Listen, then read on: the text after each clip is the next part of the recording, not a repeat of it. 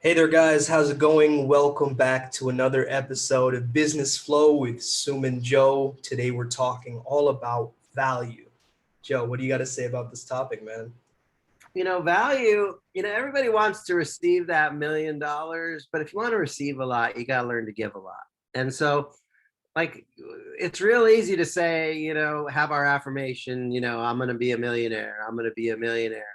But if you want to receive a million, you got to learn to give 10 million. And so I think that that's where this topic should really start, is that, giving is better than receiving, because giving starts the receiving process.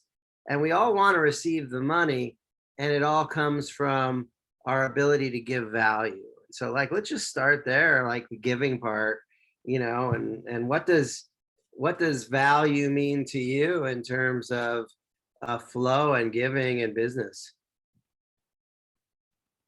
Yeah, that's a really great question. So, I was looking at the scale of consciousness from Dr. David R. Hawkins. A lot of people are familiar with it. It's from his book, Power versus Force.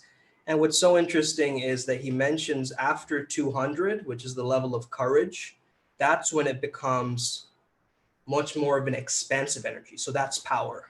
Whereas below 200 is force, where you're not giving energy, it's energy draining in a sense. So I feel that when you're giving lots of value, that's the scale, that's the level of willingness. So when you have this willingness to give, when you have this productivity engine and you're like, yeah, man, I'm giving value, I'm opening up the pathways in my mind and my heart. And I think that's what really starts to get people to get lots of revenue, get lots of clients, make things happen, is from that energy. And what value means to me, it's like this idea of like worthiness and deserving, right? I think it goes back to our storylines and how we see ourselves. Like if you take a $5 note, you crumple it up, right? Still has value. So if life crumples us up, guess what? We still have value. That's right. Right? Even a baby has value. A newborn baby is 6 months old. It's cute. It's adorable, but it doesn't have to do anything to be valuable. It's valuable just for being alive. And sometimes I don't understand why people don't understand and appreciate their value, because just being alive and the contribute, just your essence and your beingness has a value to it. And I think it's real easy to overlook that. Yeah. And one of the things that I see is, I think a lot of times we feel like we're giving and giving and giving, and it's like, why am I not receiving? And one of the metaphors I use all the time is this idea of, are you scattered like a light bulb, or are you focused like a laser beam? Because you can give in a scattered way, or you can give in a focused way. What's your basic idea, or what's your perception of, like, I'm sure you've had this experience where you were very giving and it's like, why am I not receiving? It's like, what comes up for you around that? So I think of this idea almost like, you never really know when you're going to get value back, right? It's not like, oh, I'm going to, like, in 4 weeks, I'm going to get the value that I gave. So it's never in the form of actual currency. It could be spiritual currency or emotional currency, right? So I like to look at the image of like learning from nature. So like a tree just gives, you can punch a tree, you could just like try to chop it down, whatever, right? It's still gonna give in a sense. So the same with a river, right? It's giving to all the animals that drink from it, whatever comes across it, it's still giving. So this idea of this endless abundance, right? That I never run out, my cup overfloweth. I think that's a powerful mentality to have. What do you think about that? I think you're tapping into something really important here. Sometimes we give in the East, but we receive in the West. Like we give it. It's like it.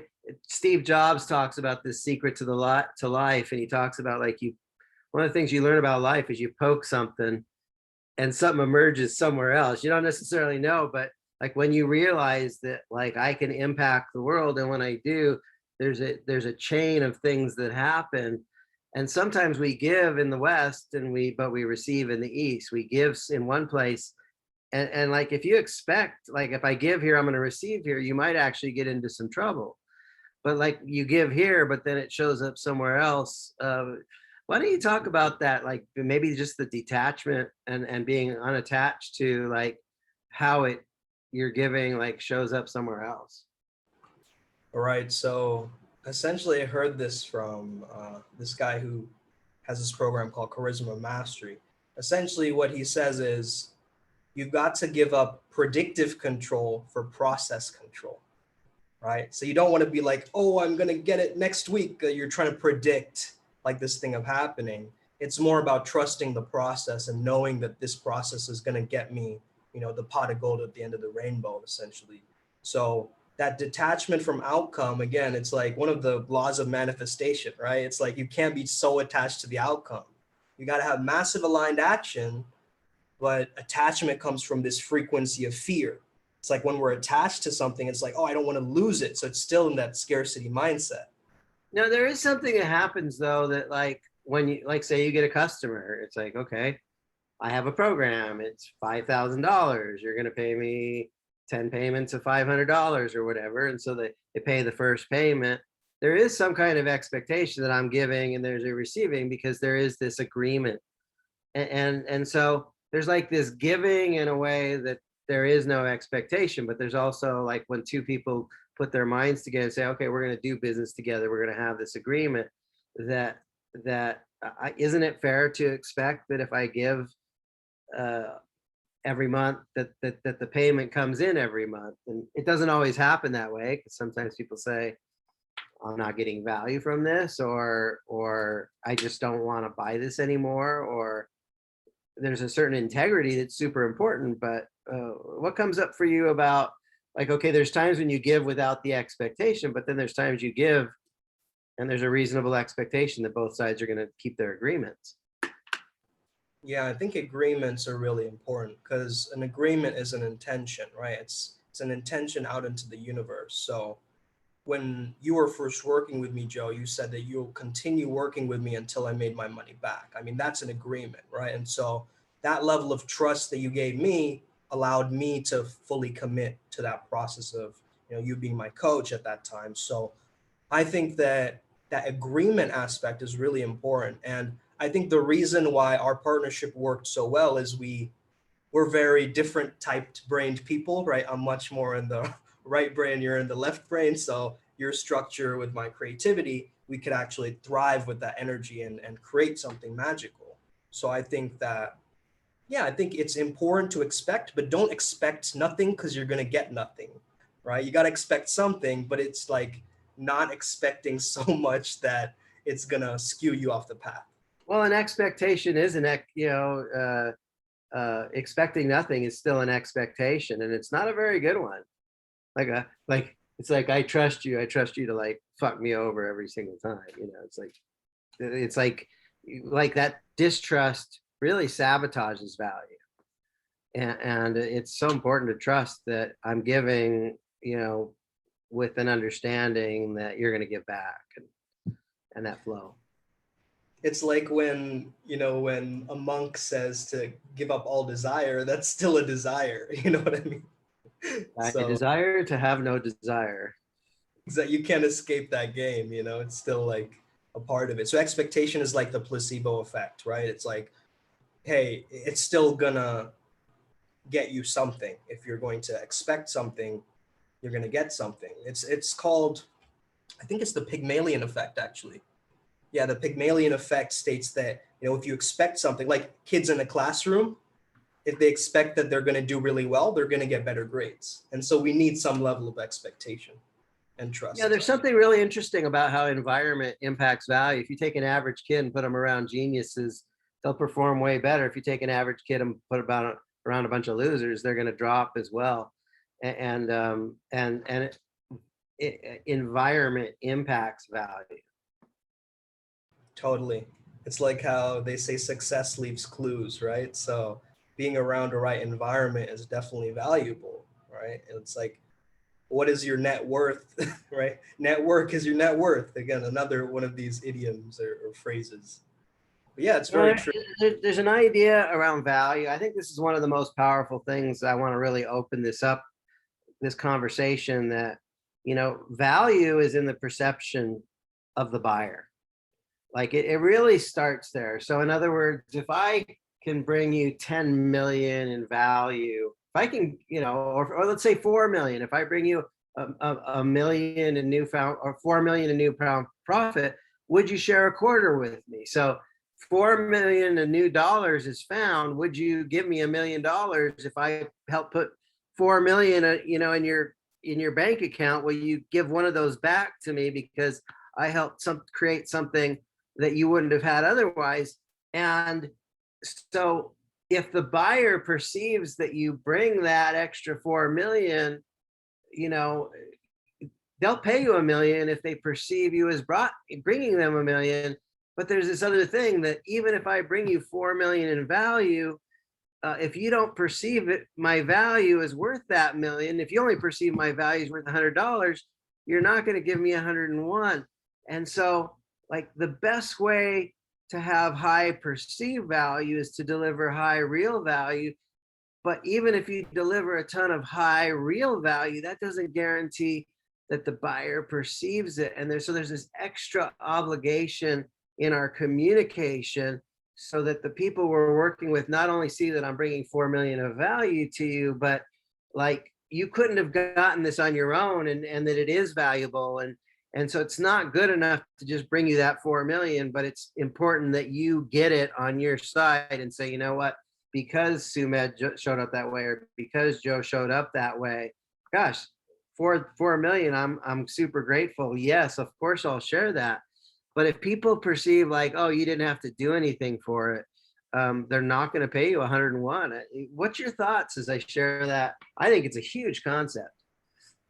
Yeah, it's so true. Perception creates reality. It's very true.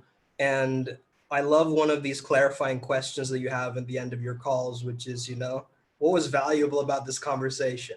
Yeah, what was most valuable about our call today? Yeah, and I think we're both here on this podcast to, show up and give value, and that by itself creates this momentum, right? In the flow state, they have challenge and skills, right? You have to have a high level of challenge and a high level of skills to stay in that flow state, but it's actually perceived challenge and perceived skills. So if you feel you perceive this as too challenging, it might not be challenging, but you perceive it, well, it's going to affect your flow state, right? So you're not even going to try, or you're going to have resistance. Exactly. So yeah, it's a huge aspect. Yeah. And another part of value, I think that's super important, is you don't get paid what you're worth. You get paid what you negotiate.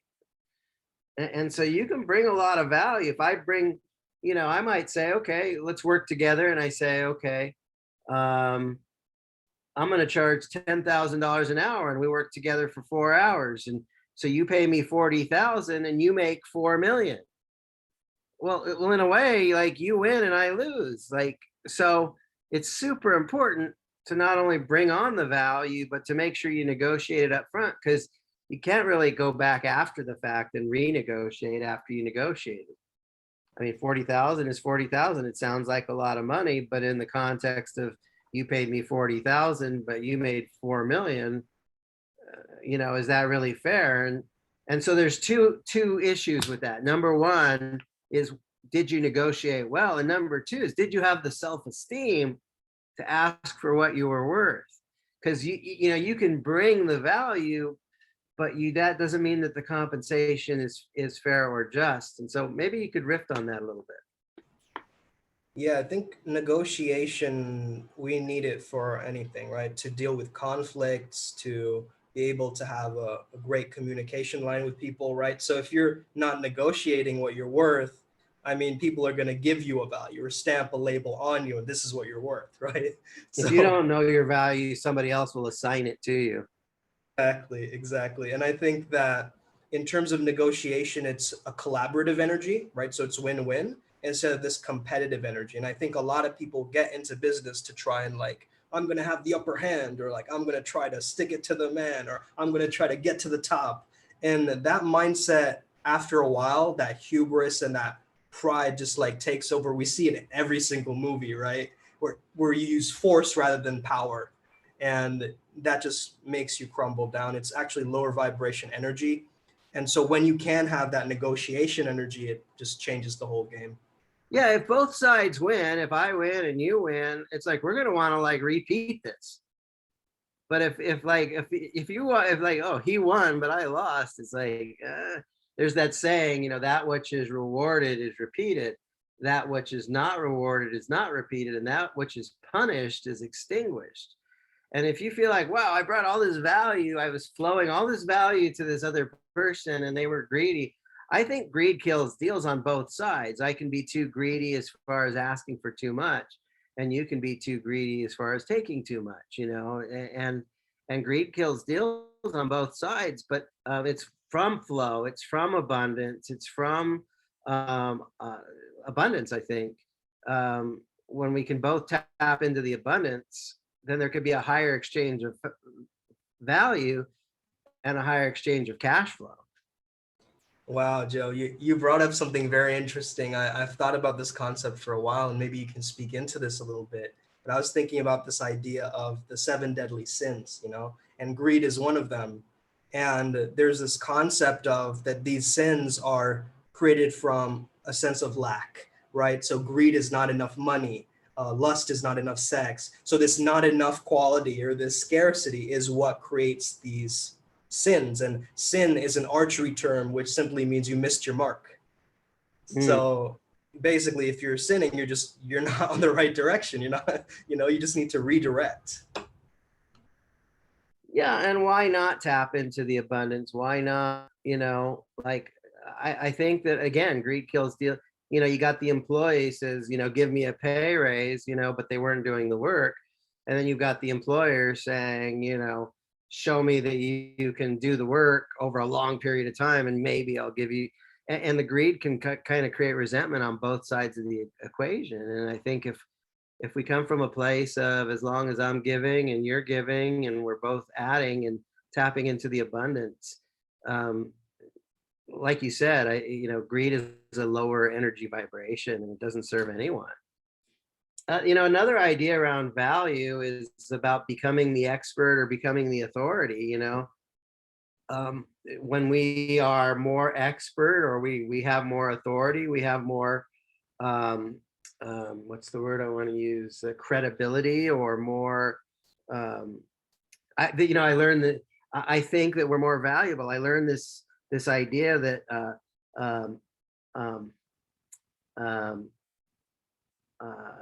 what's the word I want to use?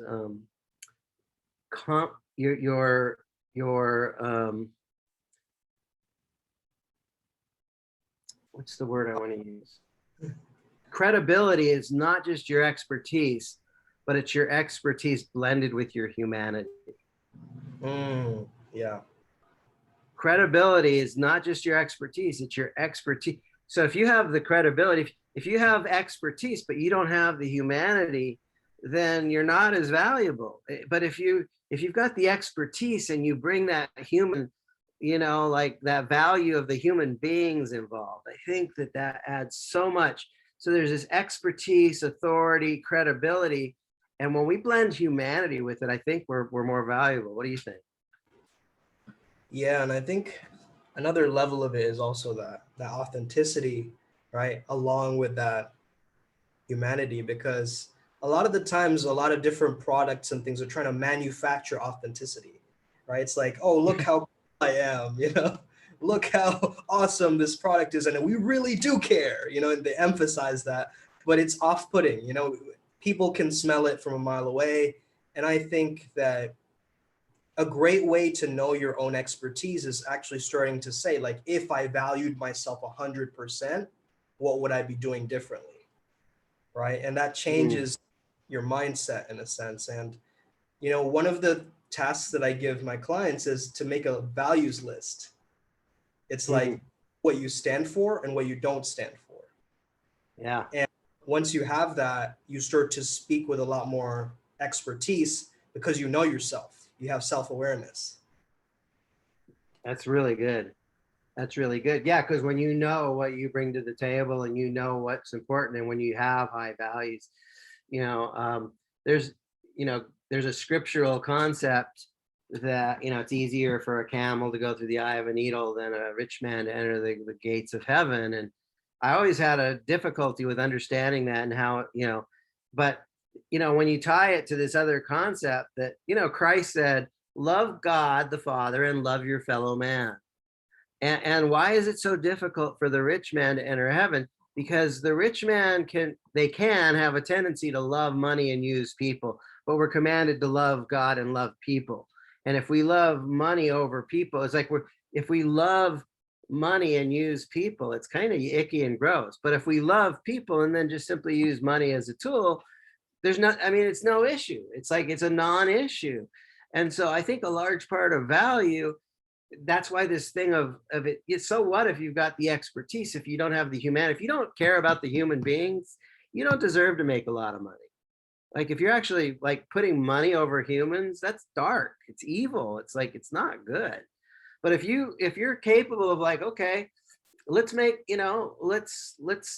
let's serve people, and like if we prosper in the process, and we have this value exchange, then it's like an amazing thing, because people matter, and that is valuable. Go ahead. And I think that there's another powerful technique that I want to share with the audience. A lot of the times when we see very successful or wealthy people, we have this feeling inside that they're better than us, or we put them on some kind of a pedestal, right? So with this technique, I'm going to allow the audience to actually humanize people instead of iconize them. Now, what you do is imagine what this person has gone through in their entire life, right? So when they're a baby, they're pooping everywhere, vomiting, up to the time when they're maybe 80 years old plus and they have a cane.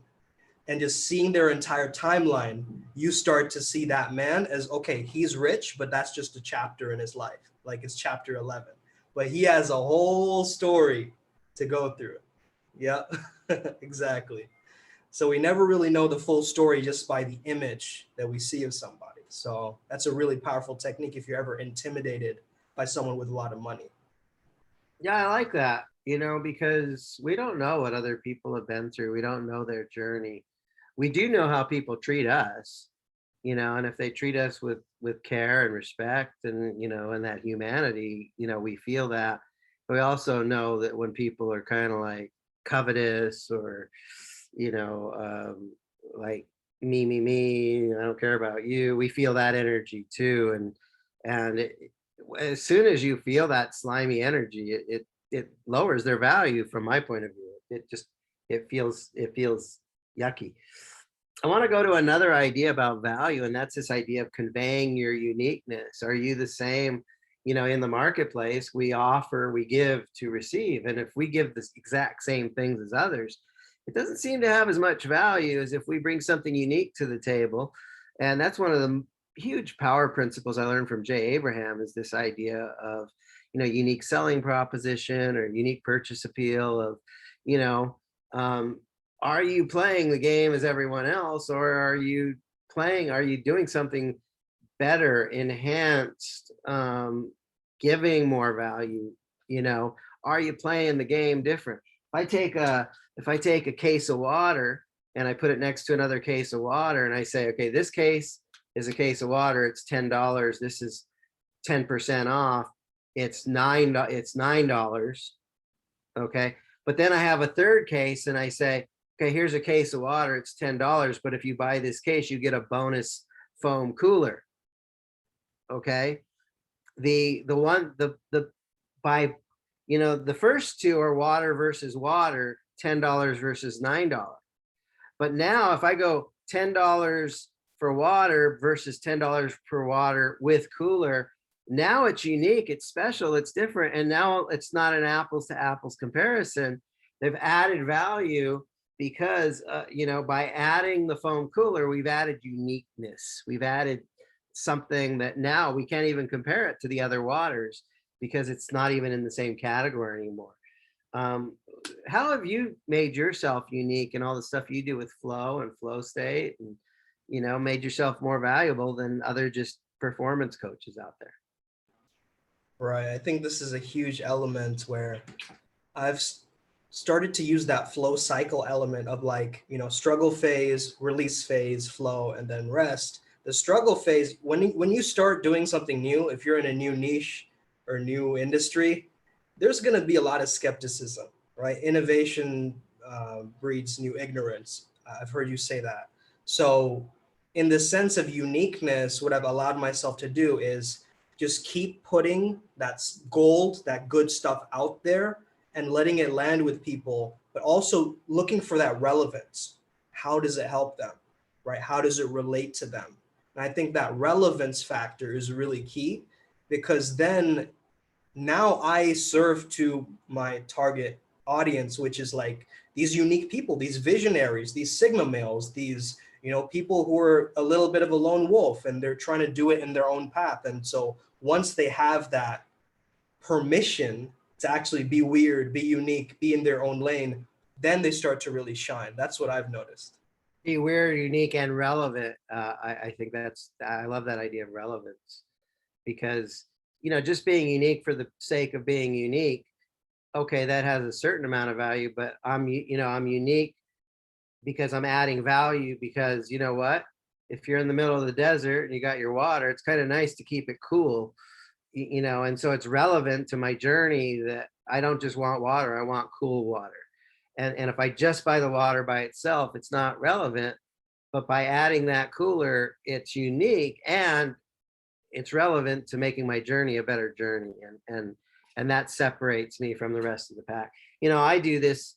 I've just raised my prices. It's 6 months of coaching is 10K with the guarantee you're going to make your money back and double. And if you don't, I keep working with you until you do. That's unique. There's a lot of coaches say, buy my coaching. If you win, you win. If you lose, you lose. There's no guarantee. But by guaranteeing a result and standing by it and really helping people like get that cash register to ring and double it, it separates me from all the other business coaches out there. And people appreciate the fact that they're not just getting coaching, but they're getting unique coaching. They're getting somebody that's going to help them get an outcome. I'm a stand that if you spend money with a business coach, your business should improve. And how many people sell business coaching with no guarantee whatsoever that business will improve? And so, you can guarantee it different ways. You can bring that uniqueness different ways. But I think people really appreciate the relevance of, I'm not just buying a coach, but this guy is going to help me get a real positive outcome. I'm going to be better off at the cash register because I hired this guy. Right. And I feel that there's that element of support that's so crucial, right? With a lot of business coaches, you maybe pay for a video program, then you can't even reach out back to the person almost, right? So can't even talk to a human being.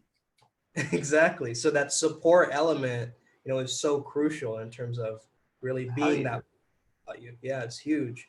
Another thing is about improving your conditions.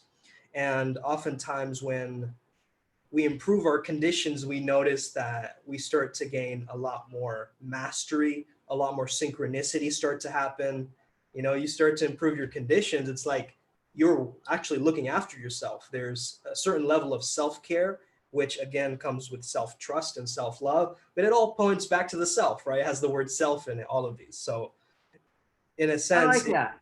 When we talk about improving conditions, this is one of the most important and critical ideas in value. Think about it. We spend money on things that improve our conditions. Why do you get your brakes fixed on your car? Well, conditions of life are better when I know my brakes work than if I got brakes that don't work. Why do you go out and have that nice meal at the restaurant? Well, life is better to eat out once in a while. Why do you cook barbecue at home? Well, because it's nice. It's nice to cook at home and barbecue with the family and friends. And so there's this common thread. So if it's true that we spend money on things that improve our conditions, in other words, we value those things that improve our conditions.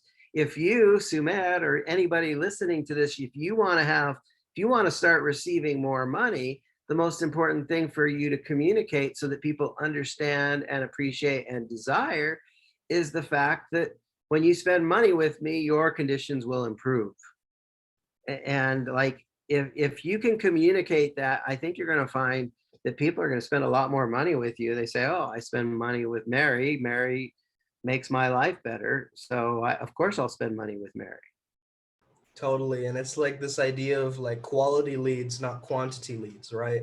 Like, for instance, if you have the exact dream client, right, the exact niche of the person that you want to serve, you're going to have so much more fun improving their condition than somebody who's just like random off the street, that has nothing to do with business or your niche in that particular way. So yeah, it's like really that qualification aspect of like working with somebody that you can improve their condition because you have that I got you energy.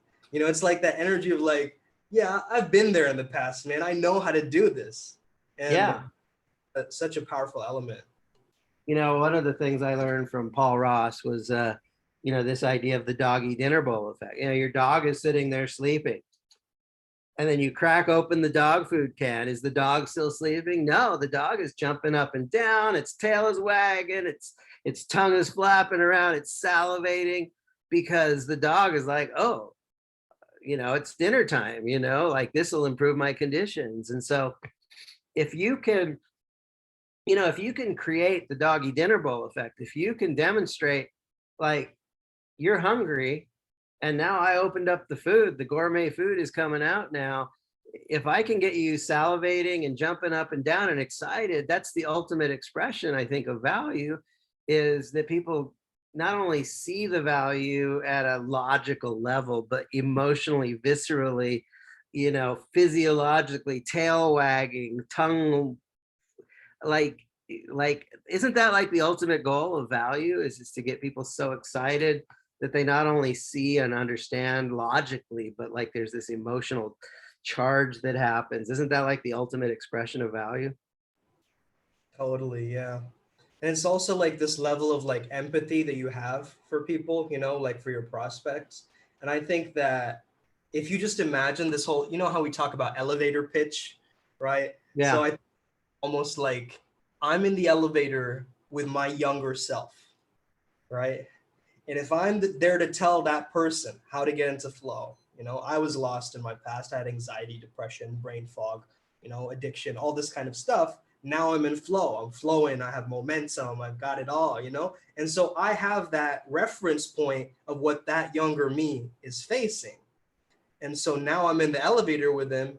Now I know exactly the vibe to set and the tone to set and what to do. It's like that level of empathy. You want to work with somebody that rings an emotional part of you, like brings up that nostalgia and gets you to actually, pull your greatest gifts out because you see yourself in them. Yeah, I love that. That is so good because like like like what would your what would you tell your 30-year younger self, like all the lessons you learned, like you were stuck and now you flow, and it's like now you can go back. I tell people that 6 months with Joe will save about 30 years off your business learning curve. But if you can like have empathy for like, okay, I know what it's like to suck at that, but I also know what it's like to overcome that. Like, it's so freaking valuable when you can have that empathy, and it's like, I know what you're going through, and you don't have to go through what you're going through, and I can like shortcut and get you there so much quicker. And if you just knew that I had those shortcuts, it's freaking valuable, and it could, it can really like change your life. And when we have those kinds of life experiences, it's like, a lot of people, they say, oh, I don't mind learning in the school of hard knocks. And I'm like, dude, it's painful. You don't like there are small failures, but there's big failures, and they can be painful and they can be humiliating. And if I can save you from that and prevent you from that and get you like on the righteous path from the beginning, that's freaking valuable. And so I've made $1 million and I've lost everything, and it was humiliating and it was painful. And I think that's a large part of the value I offer today, is that you don't have to go through the pain that I went through. You don't have to have massive failure. You don't, and that's freaking valuable. And And having that empathy is so important. Talk a little bit about the prize frame. You know, you've heard me say that sales is like being on American Idol, except you're not the contestant trying to impress the judges. You're Simon Cowell trying to assess who's worthy of the prize. Talk about a little bit about why it's valuable to know that you are the prize. Yeah, it's like this sense of knowingness, right? And I think a lot of people, if they don't know how to sell, they're kind of not really a person who's doing business well in a sense. And I think for that selling frame, you got to know that you bring the goodies, right? You got to know that you're the prize.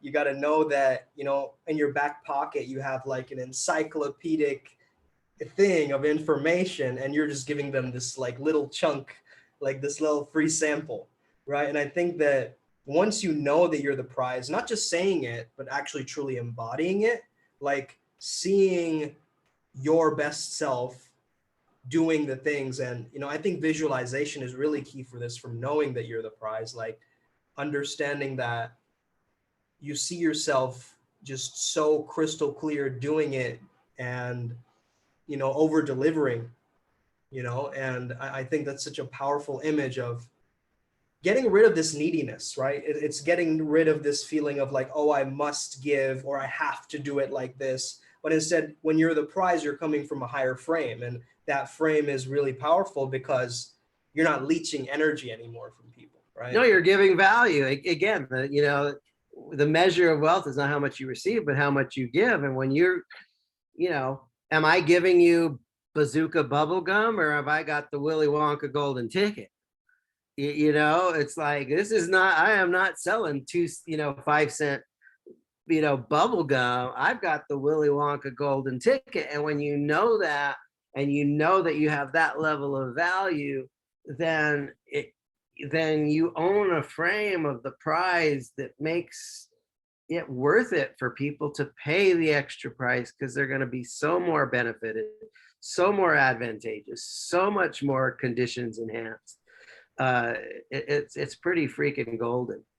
Yeah, I have something to say about this prize thing. So I had this analogy in my mind of, let's say that your frame is like the way that you see reality, right? So basically, imagine that your reality is like a universe, dimension, a world. Like, let's say that you're Narnia and somebody else that you're communicating to, they're Hogwarts, right? Now, you're not going to stop being Narnia, like Wicked Witch and all this kind of stuff, and just start going through their sorting hat and go into their world.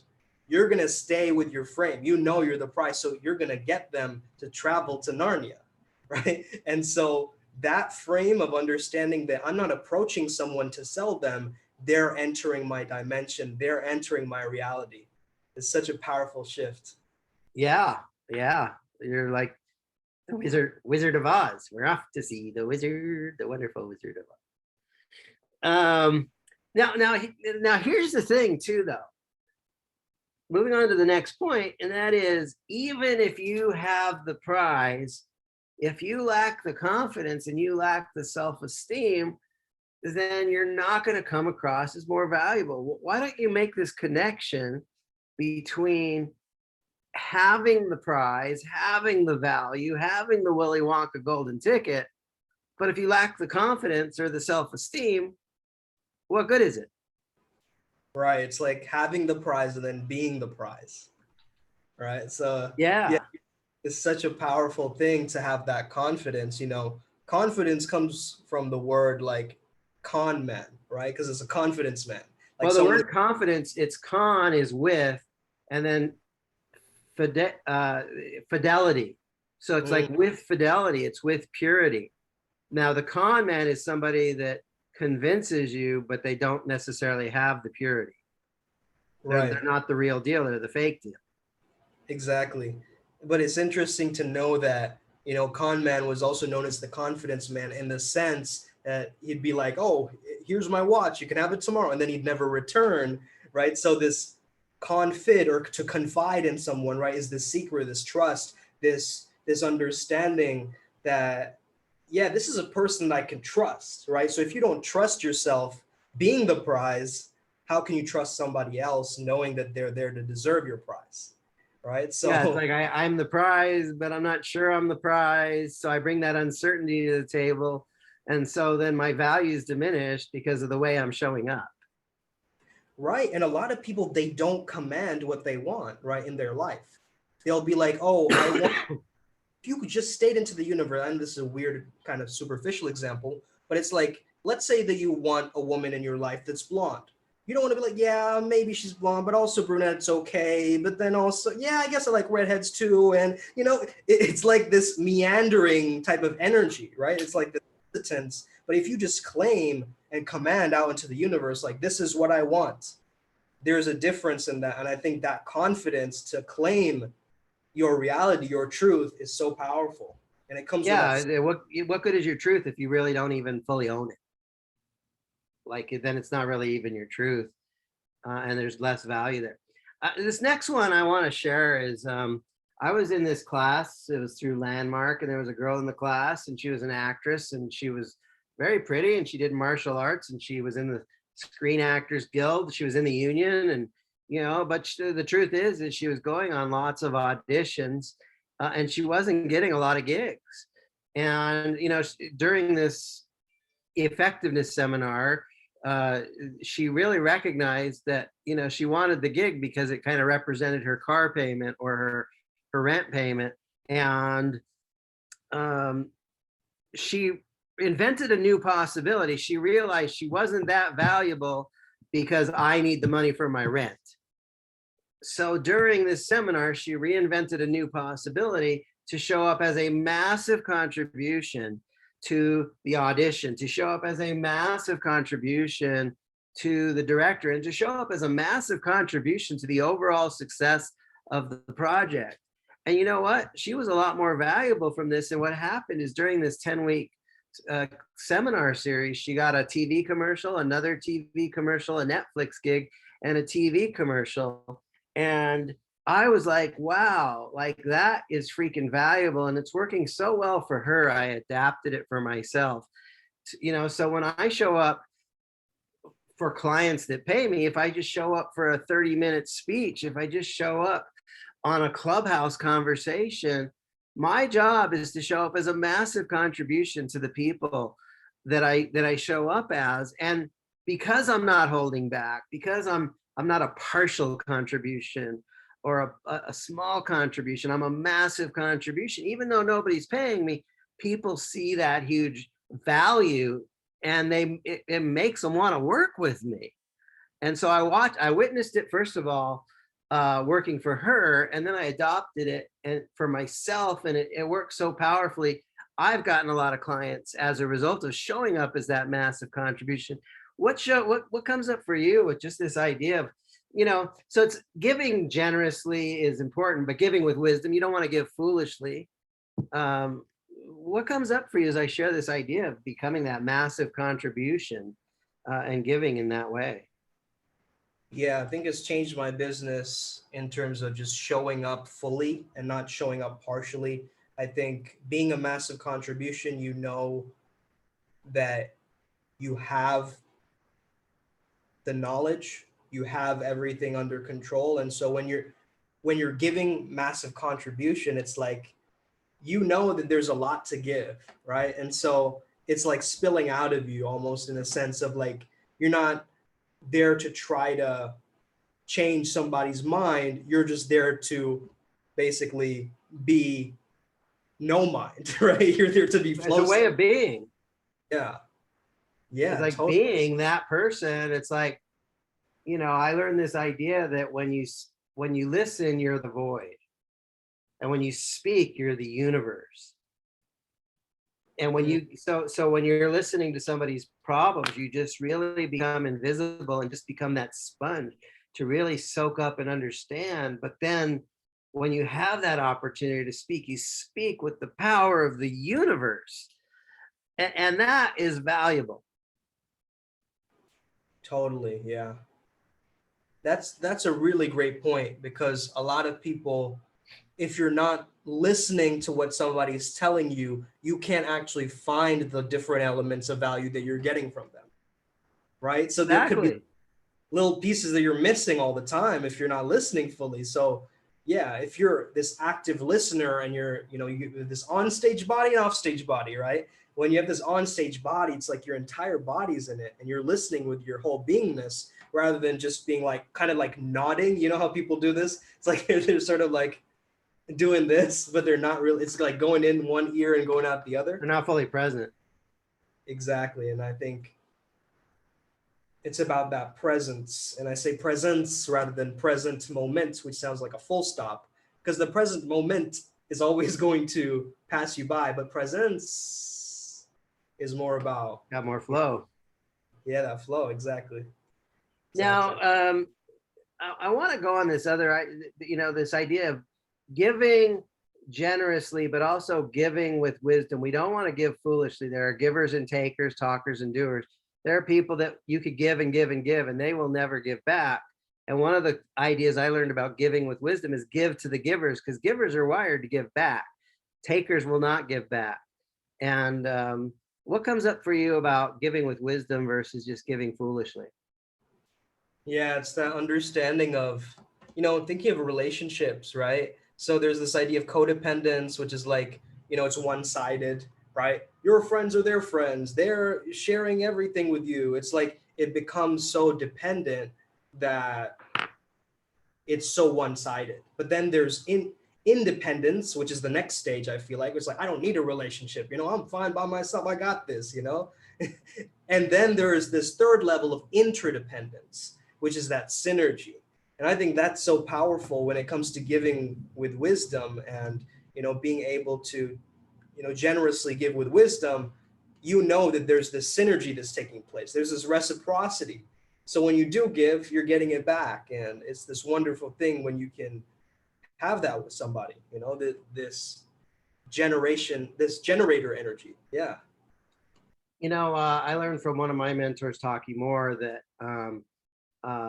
when you give freely of your information, you then earn the right and the privilege to charge a premium for implementation. And, so one of the things I do is I make some videos. People ask questions like what's the right business for me? Or how do I, choose my business wisely? Or how do I share the love to market myself? And so I get these questions so much. I've made some videos. And so like, I can't give somebody my one-on-one time is my premium time. Okay. But if I meet a new person, it's like, hey, here's 5 videos, watch these videos. So I can give freely of my information. And then if they want to actually work with me, because I've given so freely good information, I've earned the right and the privilege to charge a premium. Now it's like, okay, you want my one-on-one time. I do this thing, let me buy you an hour of my time. And like anybody on the planet, I'll buy you that first hour of my time. But after that, I kind of become compassion for hire. Like if you pay me, I care. And if you don't pay, I don't care. I can invest an hour into anybody on the planet, but I can't invest 6 months or a year into somebody. Okay. And so what comes up for you around this idea of if you give away freely of your information, you earn the right and privilege to charge a premium for your personal attention or for implementation? Yeah, I think people know exactly what to do at times, but they're not taking enough action. It's like when you do the thing, you get the power. That's like a quote that I heard a long time ago. It's like, once you have somebody with that accountability really pushing you to take that action, Joe, you called it implementation velocity, right? It's like you get someone to take action faster. And yeah, I think that a lot of people want to know how to do it, right? It's like we're being told in schools like how to concentrate, like not how to concentrate, we're just being told to concentrate, right? So the how is a different story. Like the how, you gotta really read about it, learn about it, and start to take action on it. And I think that a lot of people, they talk about it, but then they don't actually take the steps to get there. So I think one of the things I learned is you got to show people that you have the know-how, KNOWHOW, but you give them none of the how. So I'm going to give you freely to show you that I have the know-how, But if you want to know how, if you want to like the step by step, you're going to have to get out your credit card and pay me. That's powerful. I like that one. Know how. Okay. I think another thing about this is we're covering a lot of ground today. Yeah, this is an awesome podcast. Everybody click subscribe. Click subscribe now. And if you're ready to hire Joe or Sumedh, reach out to us. Another thing about value is this idea of speaking into somebody's listening. I think one of the reasons a lot of people don't buy coaching, for example, is because it's like their arms are crossed. It's like you're talking and you're trying to sell me, but you don't really know what's going on with me. And if we're really good in the process of communication where I can ask good questions, if I can demonstrate, there's this Wyatt Woodsmall quote that if you can demonstrate that you understand the prospect's problems better than they do, they will come to the unconscious conclusion that you also understand the solutions. And so if you're really good as a listener and you ask good questions and you can mirror back and speak into somebody's listening to demonstrate, I understand what's going on with you better than you understand what's going on with you, then all of a sudden the arms become uncrossed. It's like, wow, hallelujah, amen. Somebody finally has come along that understands what I'm going through, and they understand the problems, they understand the solutions. It's like, finally, that's valuable. Why don't you talk a little bit about that? Totally. It's like building that sense of rapport with someone, right? And when you first meet somebody, they might be very closed off. One of the Joeisms that I heard a while back was the problem you think is the problem is not exactly the problem, right? So there is this idea of mirror neurons, right? Like there's this idea of mirroring, of course. Like if you subtly mirror somebody, they're going to trust you a lot more. And you want to do it in a subtle way, right? If someone has their hands crossed, you don't want to just cross your hands the whole time. Maybe you do it a little bit subtly. And I think that it's so powerful when we're learning these different techniques. And NLP people try and do this all the time, this idea of what learner style are you, right? So if somebody is, let's say, an auditory learning style, you say things like, I hear what you're saying, rather than I see what you're saying or I feel you, right? So once you actually use that vocabulary, let's call it, once you use that, it starts people really getting to trust you and getting that credibility up. And a lot of people, they're trying to memorize a sales script, right? It's like so automated, it's so autopilot. But once you get to that level of like, I'm actually listening to what they're telling me and I'm responding back accordingly to the truth that I know, it's like going into your heart and like just learning to speak from the heart. And oftentimes that really does the trick. I don't even want to say trick because it's not really a trick, but it's this idea. It's actually one of the most genuine things you could do. Exactly. And I think, like I was saying about quality leads, it's also quality communication, right? You don't want to just communicate and have a weak line of communication with someone. Those people that you text and they could just reply back with K. How that annoys someone. Yeah, it's like that idea of, okay, I hear you. And that's why those clarifying statements, right, that are, is this comfortable? Are you comfortable with what I'm saying? Do you understand? Like all this kind of stuff really helps to clarify that too, for sure. I love that. I was listening to an interview one day on the radio, and they were talking about how we humans think we're so smart and sophisticated and we communicate so well. And this marine biologist was talking about dolphins and how dolphins do not like speak in words. They ping, they actually use sonar. So they ping it into the environment and then they receive a 3D image.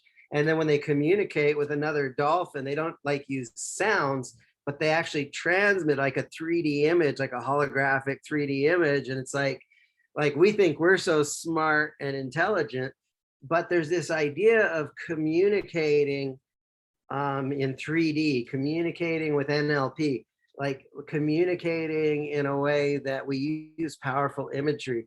And it reminds me of the stuff I learned. I used to be the marketing director for Paul Ross over at Speed Seduction. And he used to say, anything that you communicate that is not somebody else's idea can be resisted. And, anything that, like, if I communicate to you in such a way that, like, you feel like I'm trying to persuade you, you're going to resist it. But if I communicate to you in a way that you like imagine it as your own thought, it will not be resisted. So the key skill is to capture and lead the imagination. If you communicate like, I want to have, like, let's be lovers, that may be resisted. But if I communicate it in a way where she's imagining that she wants to be my lover and it's her imagination and her idea, she's not going to resist it. Why don't you talk a little bit about the skill of adding value by capturing and leading the imagination? So powerful. I think this is one of those things that we really overlook, and a lot of people overlook this skill set of the imagination. But the space for memory and imagination is found in the same part of your brain, right? So the servo mechanism. So if you're using memories that, imagery that conjures up a lot of feeling, like, you're actually tapping into a specific part of their brain, right? And it's all about that subconscious mind. Everybody wants to talk about the subconscious mind, power of subconscious mind, right? But really using it and being able to optimize that is a whole different ball game. And I think NLP does this really well. But I love this idea of the mind doesn't listen to negation, right? It doesn't listen to words like non or don't or no. It just responds to the images, the whole don't think of pink elephants thing, right?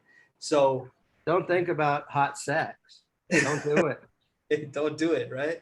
So you could actually use this in your sales calls, right? You could be like, don't reach back out to me. Don't follow me on social media. You don't need to, like, and actually that creates the images of that. And it's such a powerful tool. Now, not to use this in terms of manipulation, but just being able to know what the mind really does and what it's capable of just sets you free. It really sets you free. And once you can use that, like, I love listening to subliminal messages and things like this, right? Just to reprogram my subconscious mind. And it just gets me so many results. It's such a powerful tool to be able to actually do that. So yeah, we have a mutual friend, Hypnotica. He puts a lot of really good trance work out there, and he's really helped a lot of men just really add a lot of value to their lives by using the power of language and suggestion and the subconscious mind to reprogram more powerful pathways in the brain. And it's so valuable when we can bypass the conscious mind and go straight into that part that processes and opens up the gateways and the pathways. Now really connected to this, I think, is when we talk about value, using the imagination. One of the great ways to use the imagination is through storytelling.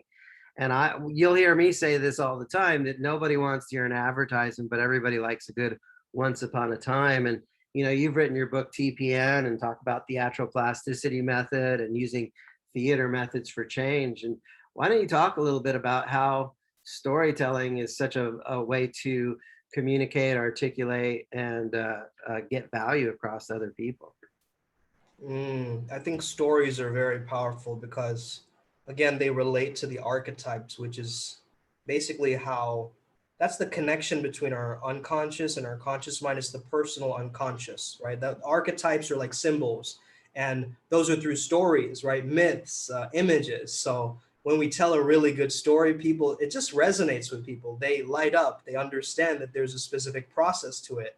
And it's a very unconscious process, like we were saying earlier, in terms of the subconscious mind. So, this idea of being a storyteller, you start to captivate the audience as you're telling these stories. And I think in this attention economy, we've got to learn how to captivate, or otherwise we're going to lose it because of this oversaturation. So being a great storyteller, it's like imagining that, what if you could be that person who's, around the campfire, like telling these stories around the bonfire, like creating that specific vibe that we all resonate with, right? It's like Yeah. we great storytellers, we love people who can create those images in our minds. And I think that once you have that and you can sort of pull from that world and use it with your copywriting, use it with anything, it really starts to resonate with people. And I think that, yeah, just use more stories for sure. I can tell people all day long I'm a great business coach, and at a logical level, it kind of gets in.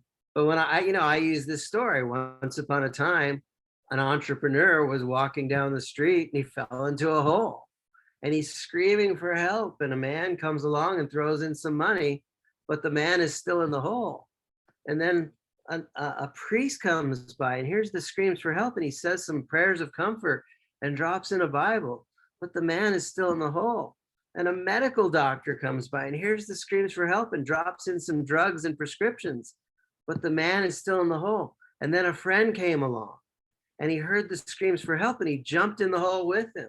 Now the man was living. He says, "What are you doing? Are you crazy? Now we're both in this hole together." And the friend said, "That's true, but I've been in this hole before and I know the way out. Follow me and let me show you the way. My name is Joe Nicasio, and even though you think you need money or prayers or medicines, what you really need is a mentor that will jump in the hole with you, roll up your sleeves, and show you the way out so you can succeed as an entrepreneur. And that's why you should hire me as your business coach, because I will show you the way to succeed." Bing, bing, bing. That just lights up people. I tell that story, and depending on the time and the place I tell it, I've had people say I got goosebumps. It creates such a valuable response. It transcends logic.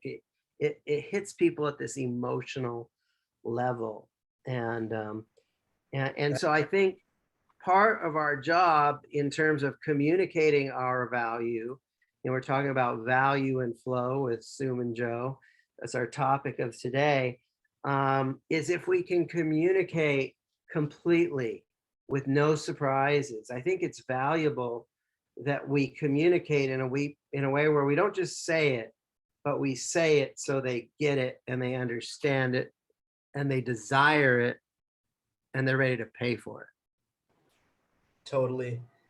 I'm reminded of this one story of this old man who's, he's gone through all of life and he's moving into his retirement home, and this woman shows him around the retirement home, through these different places, takes him through the lounge, takes him through the swimming pool, and he's kind of just taking everything in. He's smiling really a lot, and this woman's kind of looking at him like, why is he so happy, And he goes around and suddenly he just blurts out of the blue. He's like, "I love it. I'll take it.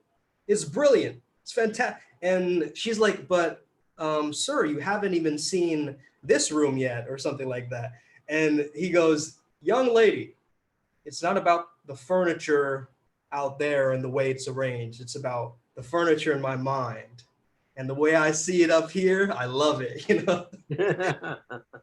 I love that story because it's so much about, creating those images in the mind, right? That's so important to people. It's not about what's out there, but it's about what's going on in here. And when you can be that storyteller, you can create images in the mind for people, and you can really change a lot for them. Yeah, another thing about value, I love that story, by the way. When we do work with people, like I do coaching with people, and they come to me with a problem, and I have a solution to that problem, but it's not just a solution that lasts a day or a week or a month. I teach people business building skills that they can use to prosper for the rest of their life. There's a long-term impact. And a large part of our value isn't just the fact that they hire, Joe or Sum to help with their business or with their flow, but the fact that the skills that we transfer are lifetime skills. And why don't you talk a little bit about how long-term impact is a large part of the value, and a lot of people don't necessarily communicate that part of their value. Yeah. I think we live in an age and era of instant gratification. You know, there's a lot of things just handed to us very quickly. And so we're led to believe that there is that magic pill out there. There is abs in 20 days. You know, there is this example of, you know, 7-minute abs. exactly, right? And so once we change that paradigm, you know, the Greeks had a word for it. I actually have this tattoo on the side of my ribs, you know, it's called eudaimonia. Now, eudaimonia is a concept which means long-term happiness, right? This idea of flourishing. So it's not the short hedonic bursts of happiness, like just having a drink or, you know, going out or something like that. It's much more of like building. It's like a growth mindset. It's like building a family or building a business or understanding that you're going to leave a mark or a legacy, you know, and that brings you a certain level of fulfillment that I think really starts to change your mindset around. And I think as we grow older, as we break away from that adolescence, adultolescence world, and we slowly become more mature, we start thinking more long term. And once we start thinking more long term, we start to really look forward to something. And I think happiness is that consciousness of growth. Like when you're looking forward to a passion project or something that's happening in the future, you're going to travel, right? Joe, you're going to, you know, Hawaii. Like that's exciting, right? So it creates this future projection and this image and this drive. So once you can communicate that, and I think you told me this once, it's like, don't sell people the plane ticket, sell them Hawaii, you know, like sell them the end destination. product. Yeah, the experience. Exactly. And that's so important. We're going to wrap this up here. I'm going to talk a little bit about taking a stand. I'll tell a little story about why I take a stand, and maybe you'll have a story to wrap up with, and we'll bring this thing to some closure today. I think we've had a really good conversation today about value and flow and giving and receiving. And, one of the stories I like to tell is, once upon a time, a man walked onto a construction site and there were 3 men working. And he asked the first man, "What are you doing?" He's like, "Well, I'm laying bricks." He asked the second man, "What are you doing?" He's like, "Oh, I'm building a wall." And he asked the third guy, "What are you doing?" And he stood and smiled and looked to the heavens and said, "I'm building a cathedral." And if you're tired of laying bricks in your business and building walls, and you really want to build a business cathedral, I'm Joe Nicasio. I can help you do that. And one of the things I've learned is if you build a business on hustle, if you build a cathedral on hustle, it may not endure, because if you want to build an enduring cathedral, it starts with a strong blueprint, and it also starts with a strong foundation. And I'm Joe Nicasio, and I take a stand that if you're going to build a business, you might as well blueprint it properly and build it on a strong foundation.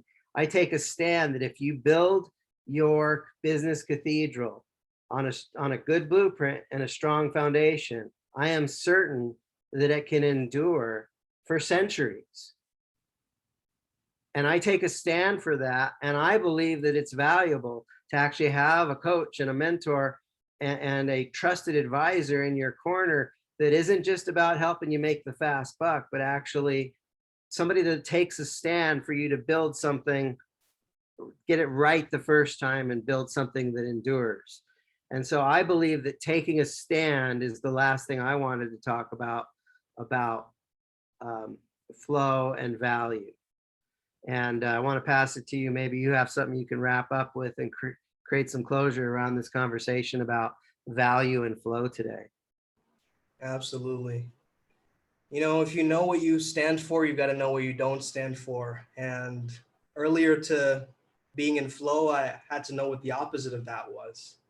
And really knowing that was my enemy, that was my enemy. That was my demon that I was fighting. And once you speak with the enemy in mind, you become a very powerful communicator and a salesman and a trusted advisor. Because once you can stand for something, it starts to change everything. And I think that a lot of coaches out there will be very peak performance or very mindfulness. What I'm doing is I'm taking a stand for mindful peak performance. And so it's not about going with the flow, it's about being the flow. And once you can understand that you can be the captain of your soul, I want to just end with this passage from Leviticus. And I think that's going to put the nail right on the head. So it matters not how straight the gate, how charged with punishments the scroll. I am the master of my fate. I am the captain of my soul. Thank you so much for Boom. have an incredible rest of your day. May the flow be with you. Joe, we did it again. We did it again. More business flow with Soom and Joe. Tune in for the next episode.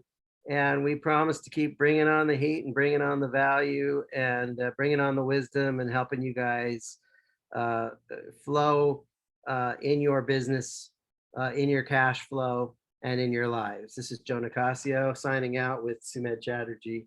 God bless y'all and have a great day.